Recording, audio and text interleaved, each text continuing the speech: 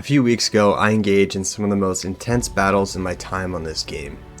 With the capital ships, boarding, FPS, and more, I've stolen countless ships, I've blown up 10 times more than I've stolen, and I've lost entire weekends to bugs that no other studio would even dare to ship. I've lost real friends, I've made new ones, and I would do it all again because the video you're watching is about the only game on Earth where any of those sentences could be true at the same time.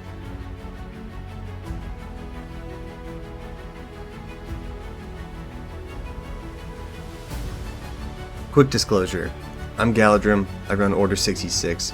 We host some of the largest player-built operations in Star Citizen. Hundreds of players, dozens of boards, real PvP, and no scripts. I'm not a solo miner, I'm not a store citizen. I'm the guy whose entire reason for playing this game is to make sure other players run into each other. PvP is the engine, but the actual product is the interaction. Two strangers ending up in the same hangar with opposing objectives at the same minute, and the server not crashing while they figure out what to do about it. And that's what I'm here for. So when I talk about the state of the project in 2026, that's my lens. Most coverage of Star Citizen right now is one of two things. It's either a news outlet making wild claims about Star Citizen with virtually no fact checking, or it's the mega cope threads we see on Reddit and Spectrum. This is going to be neither. This is what the game actually is in May of 2026 from somebody who plays it every single week. So let's start with what's working, because the conversation around Star Citizen has gotten so warped by delays that people forget that there's a playable game underneath it. There is, and in 2026, more of it is real than at any previous point in development. Ship combat. Right now we have dogfights, capital ship fights, gunships, lasers, torpedoes, missiles, cannons, ballistic guns, and more. While there's still a lot of work to do on the vision for ship combat, we're getting a lot closer to Chris Roberts' original design for what he was hoping for. Boarding and ship theft. This is my most probably favorite thing to do in the game right now. You can hunt down hostile ships, disable them using a variety of methods, and then rush on board, blow open their doors, sabotage their ship from the inside until the ship is yours. You can set fire, pull fuses, shoot components, kill all the crew, or throw them in jail, and more.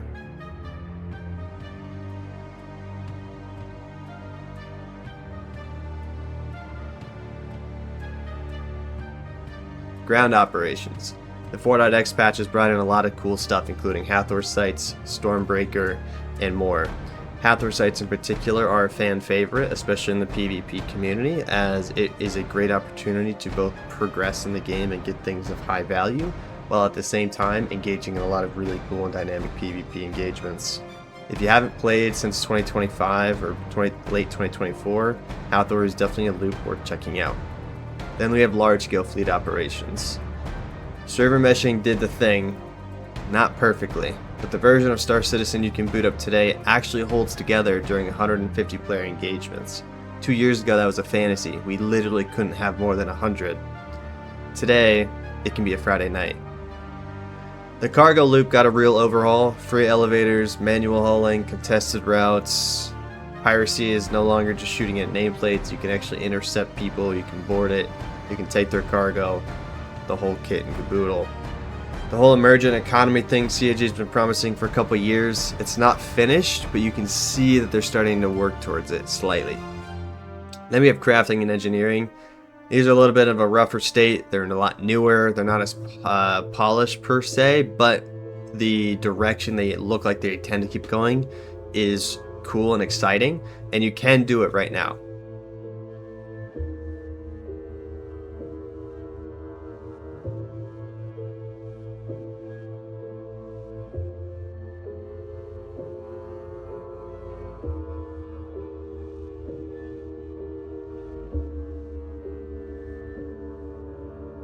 So that's the inventory. We've got ship combat, boarding, ground ops, mining, salvage, fleet engagements, piracy, crafting, engineering. A lot of those didn't exist 2 years ago.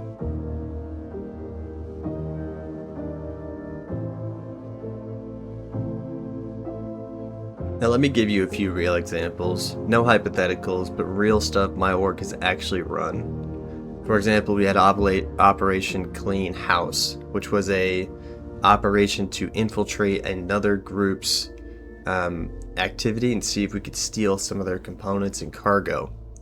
Another one was Operation ASD Defection, which was a large-scale 230-player event with 14 different orgs in multiple different stages and battles, all of it being unscripted.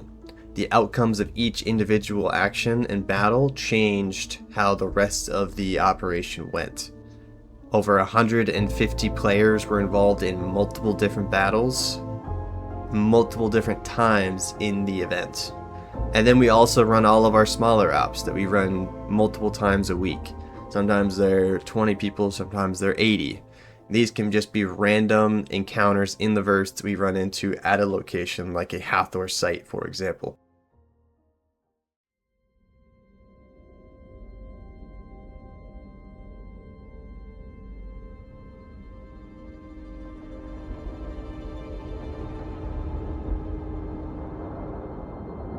Archangel 6, come in.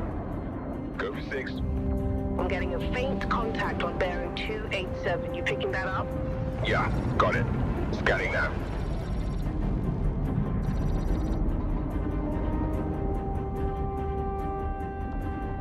We're clear. Commercial vessel out of Vega 3. Reminded them that civilian traffic is restricted under lockdown. Copy that. Archangel, this is Krugeri. Come back, Gary. Redirect to sector 7 Bravo Echo for immediate tasking. Copy that. On our way.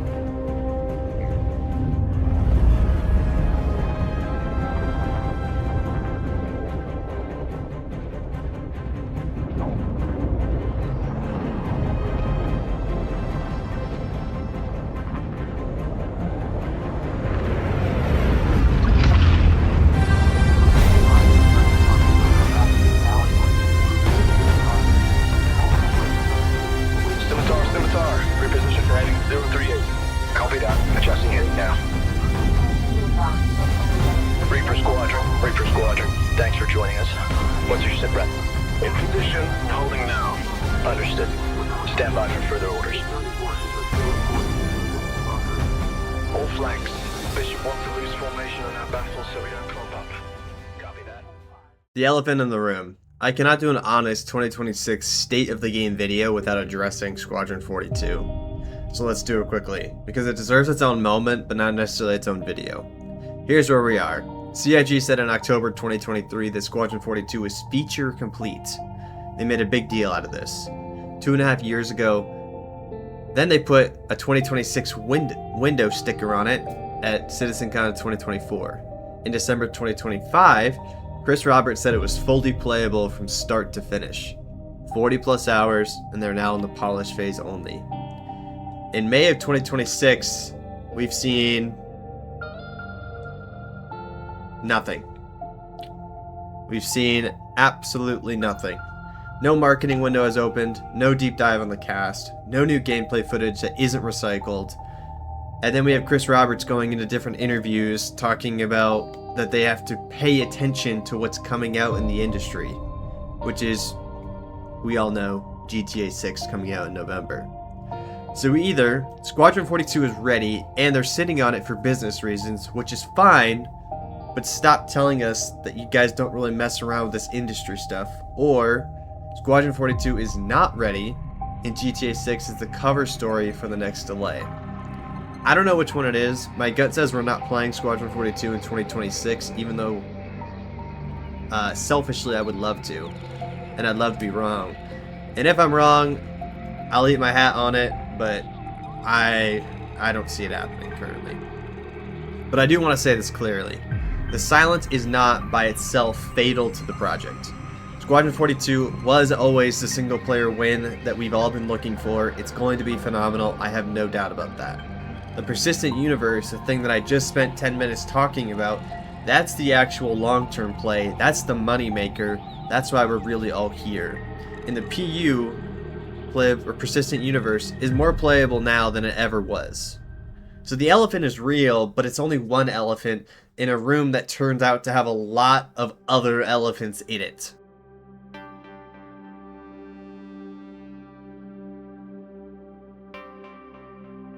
Now let's talk about what's coming forward. Star Citizen 1.0 is the ultimate target. People will say it's targeted for 2027 or 2028, but I think if we all know CIG, we all know that's probably not happening. If I were to put a guess on it, I would say 2030. Robert said on the record a few times last year that it was 2027 or 2028 was their target, but nothing's moved it. It's later than any of us really wanted, and who even knows if it's honest. 2+ years away is a real number from a studio, and it's a lot better than them just saying it's 6 months away over and over and over and over again. But in the meantime, the things coming out in the next year of patches is really what has us interested. We got base building potentially at scale, deeper engineering, better crafting, more contested gameplay loops, more PvP opportunities, better server meshing, higher player counts, and a lot more. Those things are all things that directly feed into what I and my org do on a weekly basis. Scale, scale, scale. In the community, I have to mention this because you can't talk about Star Citizen without talking about the community, is the best part of the project, and it's aged the best. The orgs I work with are sharper, they're more organized, and they're more creative now than they were even just 3 years ago. CIG is not the only group of people building this game anymore, and they haven't been for a while. The question is, though, is Star Citizen worth it in May of 2026? And to be honest, if you're new, I would still wait. Not because the game is bad, not because you won't have fun, but because the new player experience is abysmal. It's incredibly hard to get into, and if you don't already have a group of people that you know that play the game, it can be extremely daunting to get into. You have to have tremendous amount of patience. You have to be willing to learn dozens and dozens and dozens of repeatable bugs that will totally disrupt your learning experience. And if you can't figure out how to work around that, unfortunately, you're going to have a terrible time. If you've been on the fence and you used to play, might be worth coming back. Specifically, come back, spend a Friday night running ground ops with our groups here at Hathor sites or different PvP sites, join in on some fleet battles, join the PvP community, because there's a lot going on there and it's been really interesting and exciting to see the growth there. And tell me if you don't feel something. I would bet good money that all of you will have your eyes opened after coming away from a fleet battle at the scale that we get them at. The version of the game you left is not the version of the game that you'd be returning to. We are in a significantly better state with better tools, better resources, better gameplay mechanics, and a lot more. And of course, better ships. And if you're already in like I am, you don't even need this video. You're going to log in tonight just like I am, and you're going to lose a ship to a server crash, or it's going to fall through the hangar door, and you're going to laugh about it just like I do. You're going to reclaim it, you're going to go to the next mission, do the next op, get into the next fight, and you're going to keep having fun. The deal hasn't changed, and the dream is still big enough to be worth the wait. I'll see you in the verse. This is Galadrim, and this is my thoughts on the state of Star Citizen in 2026. Let me know what you guys think about this. Am I off base on some of this stuff? Am I on base? Let me know what you guys think. I think there's a lot of interesting things going on in the space and a lot of interesting opportunities for growth in the community and also the development team.